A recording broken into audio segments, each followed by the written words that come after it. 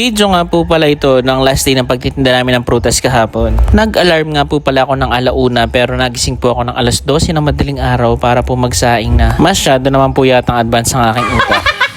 Sa 2 kaldero na nga pala ako nagsalang ng kanin para mas mabilis maluto at matapos. Dahil medyo marami rin kami magtitinda.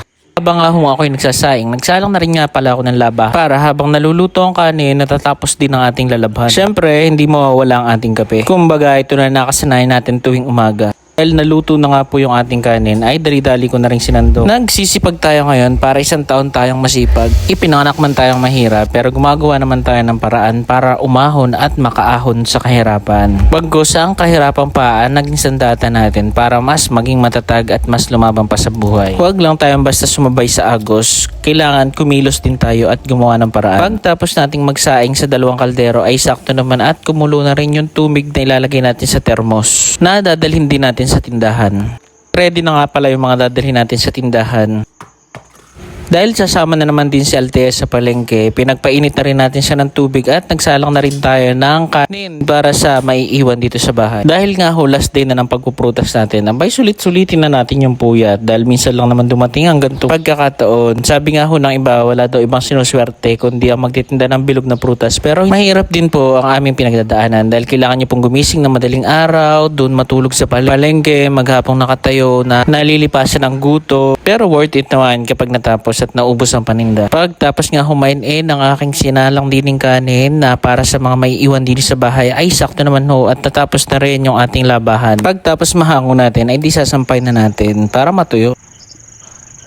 Noong makaligo nga pala tayo ay ginising na rin natin si Altea para siya naman na maligo para makalis na rin na maaga.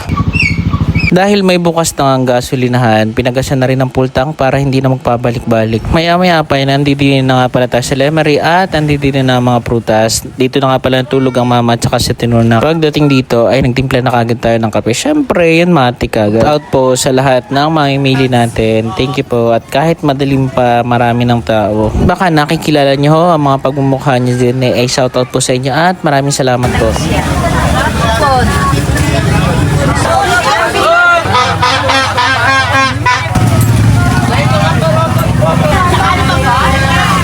Dini, si Altea nagbabantay ng asin ng mama. Di habang wala ang mama, siya muna nagtitinda. Maraming salamat po sa mga taga-dya at sa mga kakilala po natin na bumili. Kay Christian Dawis, kay Ma'am Diso na hindi na po natin nabidyohan. Thank you po. Kay Ate Rachel po at kay Ate Lisel, salamat po sa inyo. At dun po sa mga kamag-anak po ni Albert, salamat po. Shoutout din din kay Chloe at kay Garly. Thank you.